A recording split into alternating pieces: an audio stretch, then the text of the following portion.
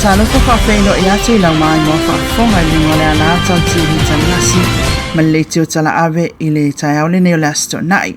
Whawtai le atua o tātou maua fo il whai ungo le nei vai aso ia o loo solonga manuia pēr mea umai le ngatai Samoa nei ia manatu fo I o loo tau whai tusa I tātou uma I le tau singa alu tātou matai le langi. Alu mai e tātou tala mai le tātou atunu I Samoa nei aua fo I le so. E momo ate tātou tala, ua mawai nei le tino maliwa le ali isfulima tau sanga le matua mai le fio anga o satapuala. O sa ili ngā leo na toi o I le aso ananafi le fio anga I ngā uta, a wale sa ili au le ua maliu. Na whaalia le li komisina o leo, o leo maliu malana wosa anga I ngau ili tonga marijuana o le vaenga lea o tau fia nei leo. Na whaapeo le taimi mua na anga iai, na mawai mawhai alo iai folfolanga. A whaia e toi maua o le awhasi o tiloa. O le toi anga ilo na lua la leo le awali ia, le e mafua mai e le whanavlavi. E whapea tala o le wamaliu sa whasi masai sai e ila tau, na whaoina leoti. Whailoa le mtanga luenga o leo, o le whesota I ato le ainga le ofisa mwhailoa wa atoa le vai aso o sa ili le wamaliu, na mafua ile sa ilinga. O le asitofina o atua leo le fio anga o satapuala, maati umamai le tonga marijuana I peo na taa ua, e le woa le ua maliu, le na mawhai o na sola ese mai, ina ua maua I le ngao I ngalo na lua, na uai. Mai siri le lua se lau la au mata whaapea mamea mamango, na au mai, atua ai maa upenga matautia I peo whanai amala au malosi, whaapea I utatau. Ta uel so upo mtanga luenga le fionga ya au pa au longo I tino Filipo, Silia I le salawa fetala le tupe maua ia marijuana pe a whatawina. O whailoa maila, wa tau fia nei leo le to ono I lato o masalumia I le nei whanavlavi.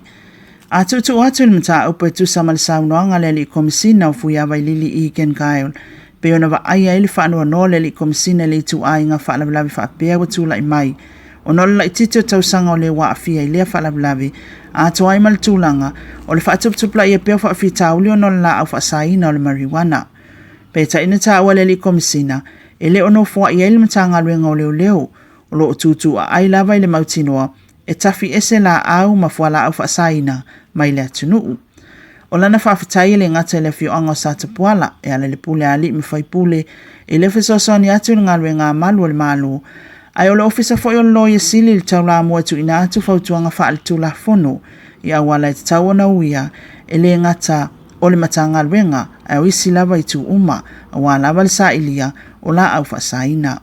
Ai mo le matanga luenga o leo na ia ta ua e le I titi la na whaafetai o na o ngā luenga sa whianga e mamalu o le malo ai maise I le vaenga whaapitoa le Tactical Operations Section o I la tō ia sa tau la mua I lea ngā luenga.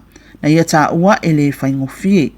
O lana whaamaisenga fo I le ainga o le uamaliu ato ai ma le loto mawhatia, pe awa ai le mai mau o lau whanau o no la au whasaina, o se tūlanga o whasilingia I nei la, pe whaamata tū mau pea le langona o nisi, e whaatūla whonoina, le la au whasaina o le marijuana I te tono Samoa. O lo tinga ina nei le whale mai muto tua se tamai taima se ali I mai manuanga tūnga e mafua mai se anga ese, o le whala laven tula I mai taula I ngā wala savali I taula ngawapia, lo matonu ane o le mauta o le whala potopotonga o taui o whala lavi whafosei. O tala whapea o le tamai tai whainga luenga sa mtanga luenga o lo I whale lea, na uso mai le tai au po le tula e valu, mo le ngā luenga, ai whaafetau I atu e lona to olua whaapo uliuli, I lea no fuanga, na whaia le vivesi le to olua lea, matango ai ai loa lea lii matatui se I tulou le tamai tai leanga ese. Na awina atu I la tōna I ele tamai tai le whale mai. Pe tai o se awe taxi sa ia I le no fuanga na ia tulitulia le na whaia le ngā yoinga I le tamai tai. Na oso le ali I lalo le waitafe tuane o le malu le eka le sia katoliko malafi ai. O leo o mai lao leo ai ai alo le ali I wa sau I whafoma le anga ese sa whaia ila na sauninga le tamai tai o ia toi whao o I lava manu atu ngā ia te ia. O loo ta o to maneila ila ua I whale mai mto tua ma o loo I se tūlanga tinga ina. O loo whasilingia nei le saunga le mua le waita e le tūfui opa mo le mamalo le atunu o loo alala I lea ai o loo whaonga ina. Talu ai le whala mlawe le na wasoi fo isa piki apu double cap I le asa tofi o le vai aso nei. O le moli maua I la tauna I le taimi o le whala mlawe sawa tele le taavale na foe ina e se tau lea lea. Masau mai le tui sa sae ta abilivili maoso le isi tu mapuna ilo i tono le VaiteleTai. O le tolu ai leo ta abali whaapea uoso i tono le vaile nei, mai tupul whalawlawe lea i le vai aso nei, whato ata o la e la au o le pā o le vai, na malepe fo isi whalawlawe whaapea o le i whaia le kirisimasi. Ila isaisi wa maliu, pe whaamanu alia i lea whalawlawe, ai o whasilingia i nei la, le saunga le mua le VaiteleTai, mo le fio anga o tufui opa, mai whalawlawe tau ta abali nei. Matala muli muli o le aso nafi na whai ai le sauni ngā lotu a mata mo ngā luenga o le nei tau sanga, ala mata ngā luenga o whaamasinonga, o le amata ngā luenga i tau sanga umai le mwhai lava o na a mata ngā luenga, a o le iti tala aloa ia ina, e se whai ngā lotu, ma o le fionga le li whaamasinosili a pātū ti a wasu e whalifatu sā polu, na ia ta ita ia le sauni ngā lotu, o le whaamamafa o le atua le malua papa, o whainga tā uma o ia na te leo leo mapui pui, i whita o le ngā luenga. O le vai aso fou lea o lea a matalo ia i longa luenga al whamasinonga i au fiai. Ma le whamasinonga o whanua masuafa, leo lo au ina atu ia inga se ngase o ainga. I mata upua le mawhai lava o na maua se tasi, e alai suafa matai, whapea fo i whanua. O le manatu la walunga lava o le au wa o whamasino, ia whaititia le sori ngā tū la fono, e te tono o SAMOA, ma o le ala fo i lea o le whaiai pia o a onga, ma le toi fuata inga o tū la fono whaapea, isi awala, ina ia tautu i ti ai le whaateleina o solitu la fono i te tono le atunuu.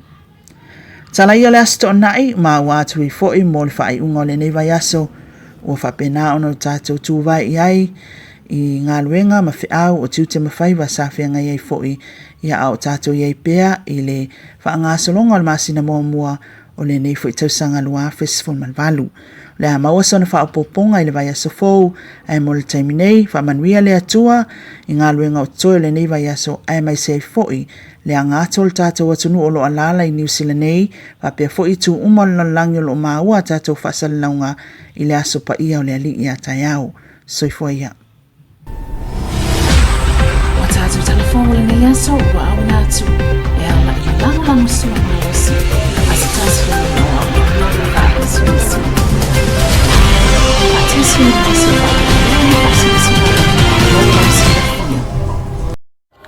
Le fale tavale le I.AUTOSDIRECT Limited. I.AUTOSDIRECT Limited. Whawhetai le fionga Leaupepe Vaana. Leaupepe Vaana. Le director na. Le am telefoni leo le olu atasi asoLua 5 olu atasi asoLua 5 Pesa sui falato address leo le tolu tasi valu Grace South Road Manrua. Lena license, any license, own finance, no molendi. Mantua telefoni. O iva luo no favalu falima. O iva luo no favalu falima. Po le tolu tasi valu Grace South Road Manrua.